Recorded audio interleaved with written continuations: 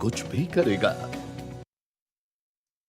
और बुलेटिन की शुरुआत बड़ी खबर के साथ कर रहे हैं। आज लोकसभा में पेश होगा अहम बिल, भ्रष्टाचार से जुड़ा बिल पेश होगा। 130वां संविधान संशोधन बिल पेश किया जाएगा। केंद्र शासित प्रदेश के सीएम को अरेस्ट के बाद हटना होगा, केंद्र शासित प्रदेश के मंत्रियों को भी हटना होगा और 30 दिनों से ज्यादा गिरफ्तारी पर एक्शन का प्रावधान है। तो अब की बार भ्रष्टाचार पर आर पार की तैयारी में सरकार और 5 साल या इससे ज्यादा की सजा पर कार्रवाई होगी और इस कानून के दायरे में पीएम और केंद्रीय मंत्री भी इसमें शामिल होंगे।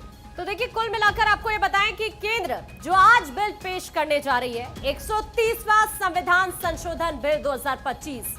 दरअसल केंद्र ने इस बिल को लेकर यह बताया कि संविधान में किसी ऐसे मंत्री को हटाने का कोई प्रावधान नहीं है जिसे गंभीर आपराधिक आरोपों के कारण गिरफ्तार किया गया हो या फिर हिरासत में लिया गया हो। इसीलिए ऐसे मामलों में प्रधानमंत्री या केंद्रीय मंत्री परिषद के किसी मंत्री और राज्यों या नेशनल कैपिटल टेरिटरी दिल्ली के मुख्यमंत्री या मंत्री परिषद के किसी मंत्री को हटाने के लिए एक कानूनी ढांचा तैयार करने के लिए संविधान के अनुच्छेद 75, 164 और 239 ए में संशोधन की जरूरत है। रंजना, और देखिए, आज संविधान में ऐसा कोई स्पष्ट प्रावधान नहीं जिससे किसी प्रधानमंत्री या मंत्री को गंभीर आरोपों में गिरफ्तारी के बाद हटाया जा सके। दरअसल ये जिक्र इसलिए हम कर रहे हैं कि ये बिल क्यों लाया जा रहा है, इसके पीछे का मकसद क्या है। जनता के द्वारा देखिए चुने गए जो नेता, उनसे लोगों की आशा होती है कि उनकी जो छवि है, उनका जो चरित्र आचरण हो, उसमें किसी तरह का संदेह ना हो।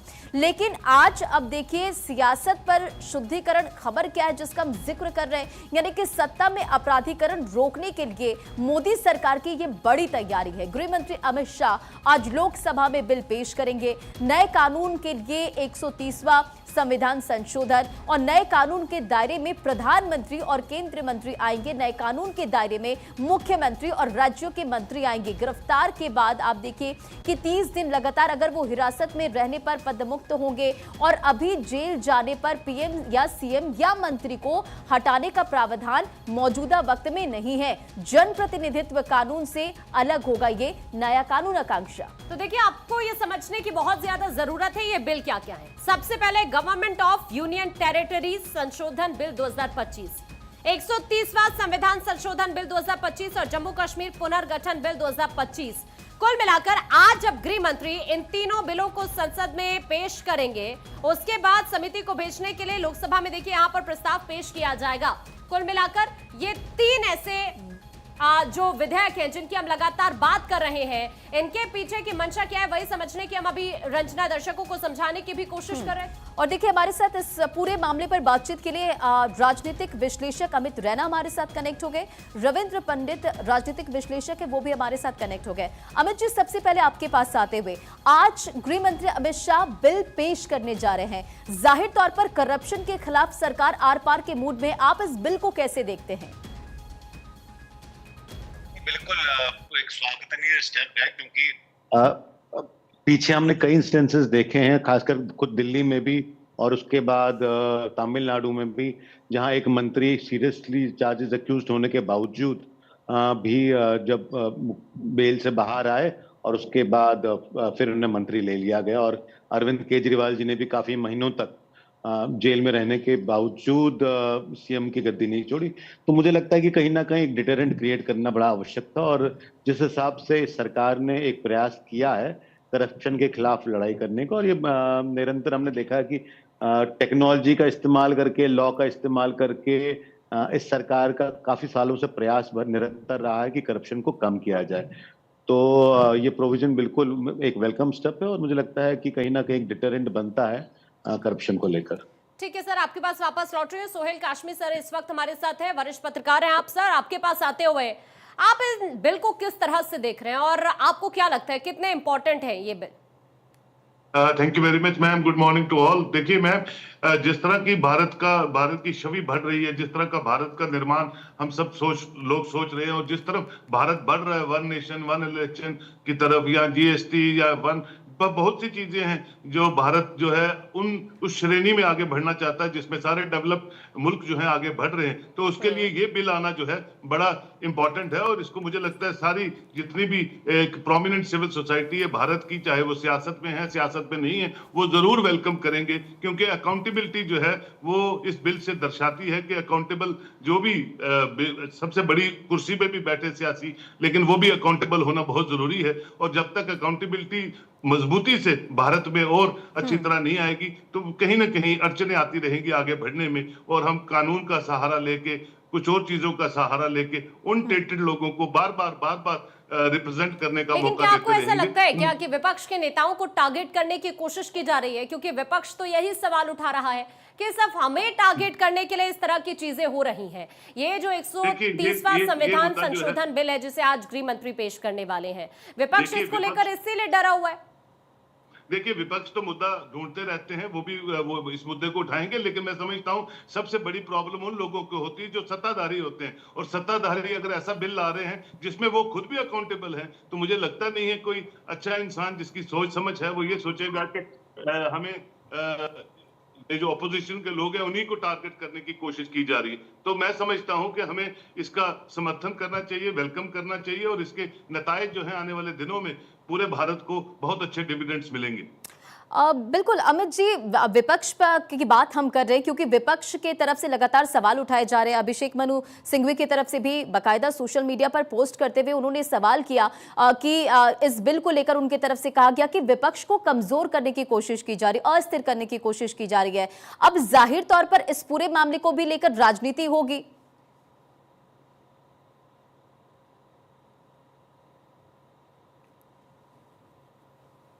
चाहे वो रूलिंग पार्टी से हो चाहे वो अपोजिशन से हो, उसके खिलाफ एक्शन होना चाहिए और उसको कमजोर करना चाहिए।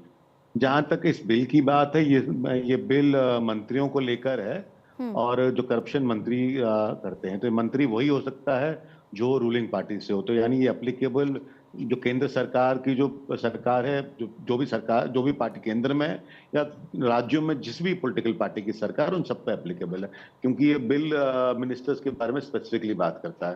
तो अपोजिशन को तो कमजोर नहीं किया जा रहा है क्योंकि ये रूलिंग पार्टी पे बिल एप्लीकेबल है। और मुझे तो बिल में ऐसा कहीं नजर नहीं आया है कि इसमें कोई एक्सेप्शंस दिए गए हैं कि भारतीय जनता पार्टी के या एनडीए के मंत्रियों पे एप्लीकेबल नहीं है। तो ये एक हड़बड़ाहट है। लेकिन अमित जी, जिस तरह से विपक्ष की तरफ से अब सवाल उठाए जा रहे हैं, अब सत्ता पक्ष यानी कि सरकार उनके सवालों को, यानी कि विपक्ष के सवालों को अब किस तरह से एड्रेस करने वाला है? नहीं, आज पार्लियामेंट में जब बिल होंगे और उसके बाद डिस्कशन होगा तो मुझे पूरा यकीन है कि वो एड्रेस होंगे। तो जितना आज या कल हमें जो बिल का ड्राफ्ट देखने को मिला है, तो एक ये वेलकम स्टेप है। और मुझे नहीं लगता कि ऐसा कोई भी सवाल होगा जिसका जवाब नहीं दिया जा सकता, क्योंकि ये देश हित के लिए बिल आया है और ये करप्शन को टैकल करने के लिए एक और कदम है सरकार का। अमित जी, एक बार आपको यहाँ पर मुझे रोकना पड़ रहा है। इस वक्त रविंद्र पंडित जी हमारे साथ जुड़ चुके हैं, राजनीतिक विश्लेषक हैं आप। रविंद्र जी, आपके पास आते हुए कैसे देख रहे हैं आप 130वां संविधान संशोधन बिल? मुझे तो लगता है ये बहुत पहले आना चाहिए था, बहुत देरी हुई है। जो भी भ्रष्टाचार हो रहा है देश में, सभी स्टेट्स में भी, बल्कि पहले तो स्टेट्स में ही लागू हो जाए, फिर सेंटर में लागू हो जाए। अब देखिए आज ये बिल आ रहा है, देखिए इसमें कोई, मुझे नहीं लगता कोई टारगेट होना चाहिए किसी एक पार्टी पे, जैसे अमित जी ने बताया। तो ये सबके लिए है। अगर भ्रष्टाचार को दूर करना है, पहले पॉलिटिशियन से भ्रष्टाचार हट जाए। लेकिन रविंद्र जी, टारगेट नहीं होना चाहिए, लेकिन विपक्ष ने तो सवाल खड़े कर दिए ना। विपक्ष की तरफ से तो ये कहा जा रहा है कि देखिए अगर विपक्ष is doing opposition just for the sake of opposition, कोई तथ्य नहीं है। अगर एक रूलिंग सरकार ले आ रही है बिल को, उन्हें क्या तकलीफ है उसमें? रूलिंग सरकार पे भी ये लागू होगा, ये अपोजिशन के लिए भी लागू होगा, और देखी जाएगी जब ये अपोजिशन वाले अब आएंगे रूलिंग सरकार में, तब देखी जाएगी। और फिलहाल जो है भ्रष्टाचार को टोटली खत्म करने के लिए बहुत अच्छा बिल रहेगा, इस पे बहस चलेगी। जो भी इसमें कुछ अमेंडमेंट्स बाद में होती रहेंगी, और शुरुआत इससे करी जाए कि भ्रष्टाचार को अगर खत्म करना है तो पार्लियामेंट से ही शुरू करा जाए।